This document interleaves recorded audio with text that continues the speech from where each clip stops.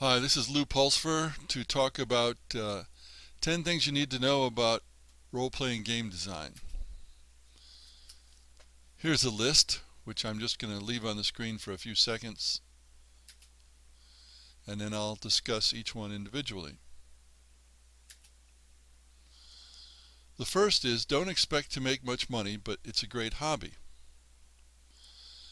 The role-playing game market was quite vibrant more than 5 years ago. Now it's hard for anyone other than big companies to make a living.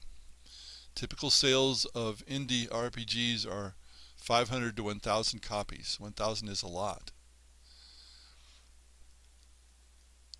The RPG segment of games is worth $15 million a year compared to board games at $75 million, collectible card games at $450 million, miniatures at $125 million.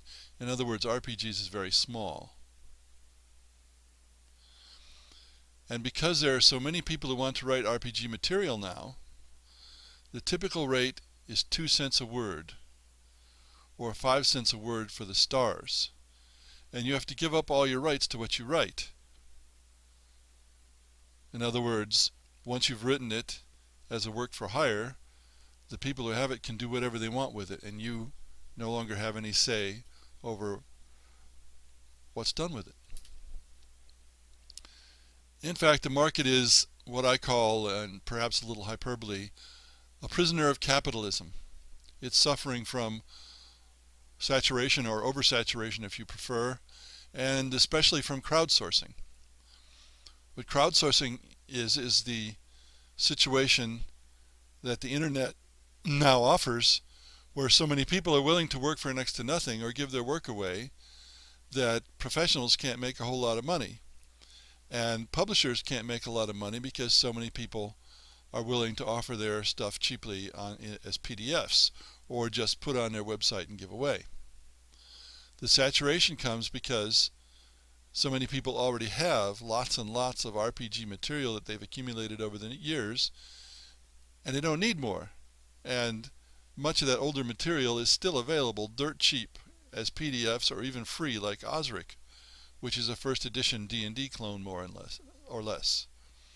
Much of this is discussed in my video RPGs Prisoners of Capitalism. RPG design, world setting design, adventure design are all different things.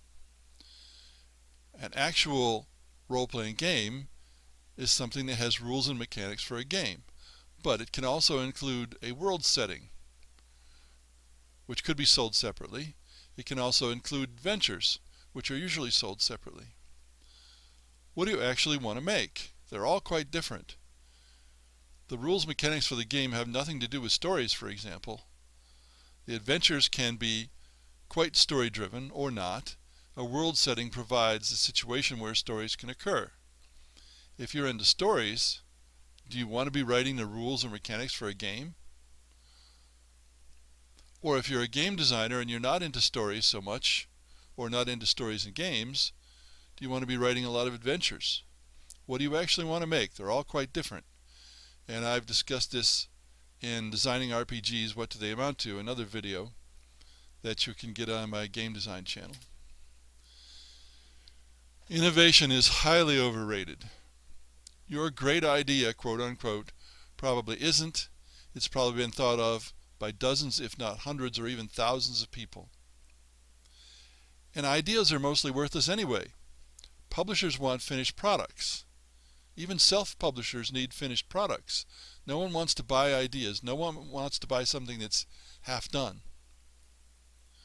You're up against the old saying, quote, there is nothing new under the sun, unquote. Ideas are like fingers. Most everyone has them, but the fingertips are the individual implementation. And where you can stand out is the individual implementation.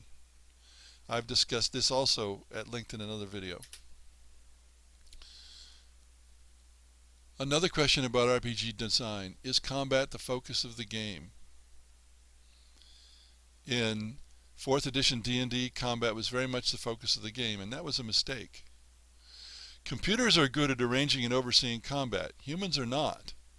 What humans are good at is coping with all the screwy things that other humans can want to do that computers cannot deal with. You simply can't do those things in a computer RPG, but you can with humans. Another aspect of this is combat, sport, or is it war? In sport, everything is supposed to be fair, so sport combat puts you up against a opponent that is reasonably strong, and so you have a sort of fair fight.